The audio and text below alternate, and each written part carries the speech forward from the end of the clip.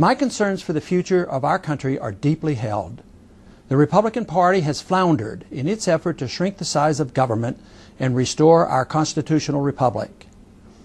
Instead, in recent years, our deficits have exploded, entitlements are out of control, and our personal liberties are threatened.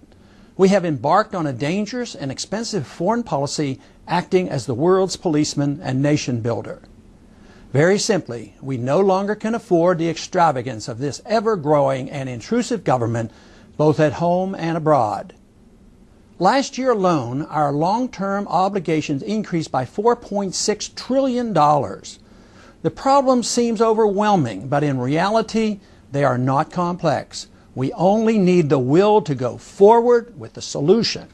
We have lost our way and strayed from the free society our founders secured for us in the Constitution. But there's no reason the principles that made us the greatest nation ever can't be restored.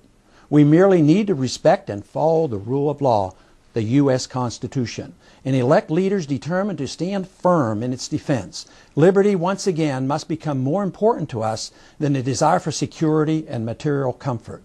Personal safety and economic prosperity can only come as the consequence of liberty. They cannot be provided by an authoritarian government. To expect government to take care of us from cradle to grave undermines the principles of liberty.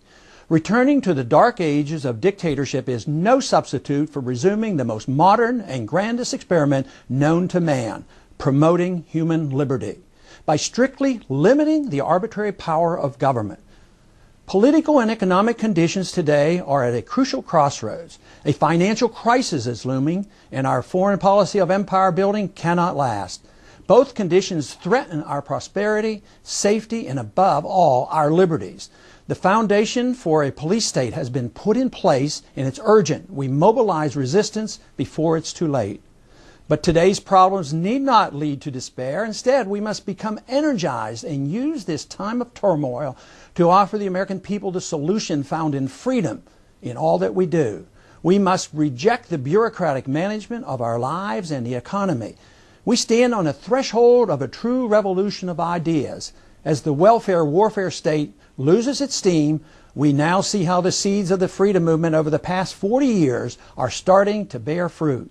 A nation under great stress is ripe for a change. A major change in direction is not a theoretical dream, but actually quite possible. Central planning is intellectually bankrupt, and it has bankrupted our country and undermined our moral principles.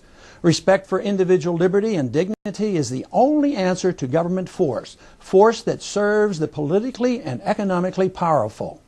Our planners and rulers are not geniuses, but rather demagogues and would-be dictators, always performing their task with a cover of humanitarian rhetoric. The collapse of the Soviet system came swiftly and dramatically without a bloody conflict, surprising many.